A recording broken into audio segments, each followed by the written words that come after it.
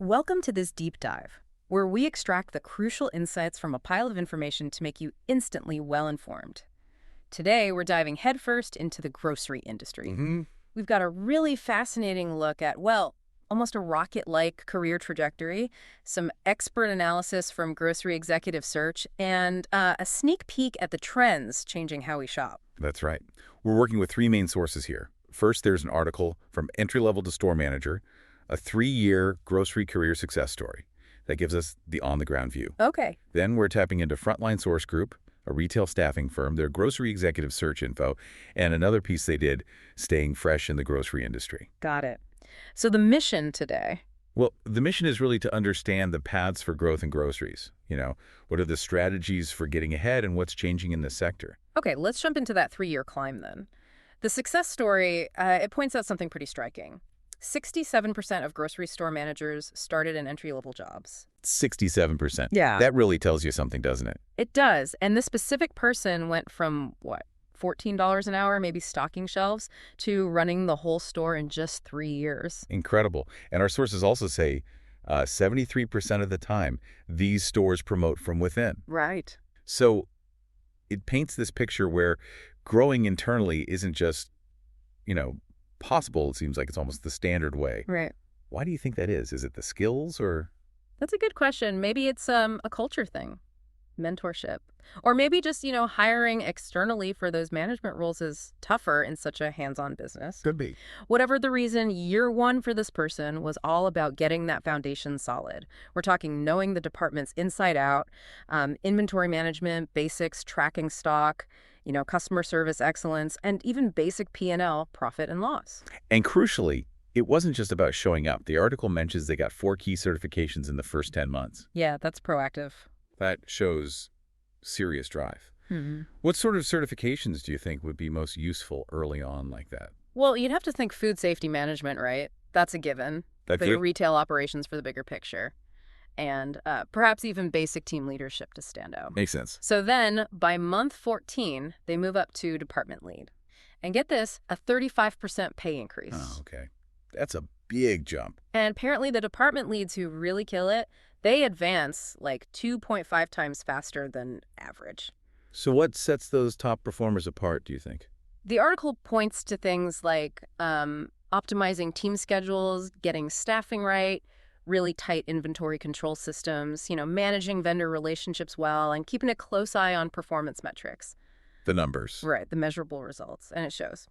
This person cut department waste by 23%. 23%. And boosted team productivity by 31%. Those are the kinds of numbers that, well, they get you noticed. It's not just managing, it's actively improving things. Exactly. It builds that story of success. Yeah. Which leads to the next step. Assistant manager in only 18 months. That's way faster than the industry average of, 2.5 years? Much faster. So why the quick jump? Well, the article credits it to demonstrating excellence across store operations, not just their own department.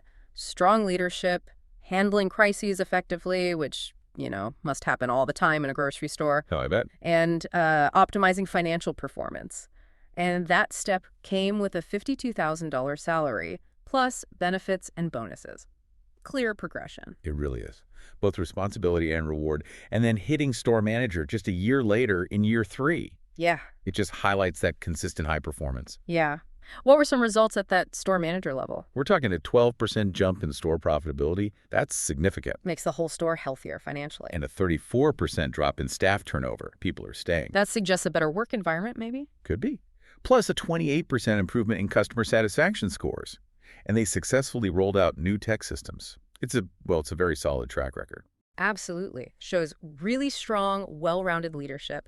Now, for anyone listening thinking, okay, how can I apply this? The article gives some solid tips. First, certifications. Right. We mentioned food safety, retail ops. Maybe later, things like advanced operations or even project management could help as you climb higher. Why are they so key? Well, partly it's the actual skills, right? But it also signals to your bosses that you're serious, you're invested. Good point. Yeah.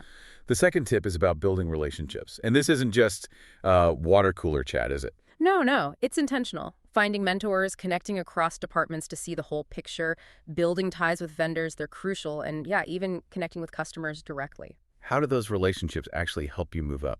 Well, mentors give advice, obviously. Knowing people in other departments helps you understand the business, maybe collaborate.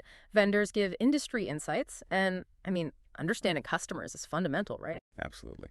The third tip, master key systems. What are we talking about here? Things like the inventory management platform, Yeah. scheduling software, the POS systems, point of sale, and performance analytics tools, measuring progress. Why is getting good at that tech so critical now? Well, today, everything's data-driven, isn't it? You need those systems to make smart decisions, drive efficiency. It just makes you more valuable if you can use those tools effectively. Makes sense. And the article also projects, what, a 15% growth in grocery management jobs by 2025? Yeah, 15%, Uh-huh. which really highlights the opportunities still there in this field. Okay, so to add another layer here, let's bring in some outside expertise. We've got insights from Mike Cook. He goes by Grocery Store Mike, Director of Executive Search for the Grocery Division at Frontline Source Group. Grocery store Mike, okay. What's interesting is his background. Over 35 years actually working in grocery stores. Oh, wow. So he's been on the front lines. How does that kind of experience help in executive search? Well, you'd imagine it gives him a real-world grasp of the challenges, the opportunities, something maybe a pure recruiter wouldn't have. He knows what actually works in a store environment, what kind of skills really matter. Right, that practical insight. Exactly. And Frontline Source Group itself, they've been doing grocery and retail executive search since 2004. That's, a long time. Definitely built up some expertise. What do they focus on when they're matching leaders to companies? They really stress understanding the client's specific needs. Every grocery business is a bit different. And they watch the employment landscape closely. Things like diversity initiatives, managing multi-generational teams, and even flexible work, which is tricky in grocery. Yeah, you think. It's also worth noting they've won awards, like Clearly's Best of Staffing, so they seem to have a good reputation for making the right connections. Okay. So let's shift gears now to the future. What's coming down the pike for the grocery industry? We're looking at that Staying Fresh article, also by Mike Cook. Right, so one huge trend is the demand for local and organic produce. People want to know where food comes from, support local farms. What does that mean for the stores? It means building relationships with growers, highlighting those local products effectively, telling the story behind the food. Transparency is big. And related to that, the article mentions hydroponics and urban agriculture. Yeah, interesting stuff. These could mean year-round local produce, less reliance on long-distance shipping, maybe fresher products, smaller environmental impact, bringing the farm closer, sometimes right into the city. And there's a broader focus, too, on just ethical and eco-friendly practices overall. Definitely. It goes beyond just local organic. Think transparent sourcing for all products, eco-friendly packaging, stores showing a real commitment to sustainability. Why is that so important now? Well, consumers are just much more aware, aren't they? Right. They want to spend their money with businesses that align with their values, that are trying to do better. True. Then there's convenience, still a huge driver. How are stores meeting that? More pre-cut fruits and veggies saves time. And meal kits are still going strong, everything you need for a meal in one box. It's about making healthy eating fit into busy lives. The article also mentions store layouts, making them more innovative, displays more attractive. Yeah, the idea seems to be creating a better shopping experience, making that fresh perimeter produce, meat, seafood really appealing, maybe encouraging healthier impulse buys, making it more of a destination. Less of a chore, perhaps. Right. And finally, offering unique items and personalization. Yeah, to stand out. Grocers need those specialty items you can't get everywhere.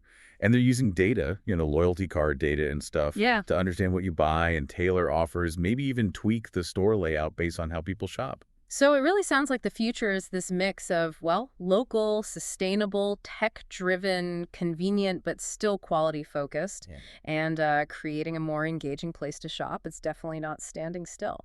Not at all. And pulling it all together, what we've seen today is, look, the grocery industry clearly offers real pathways for significant career growth. That 3-year story shows it. Yeah, it's powerful.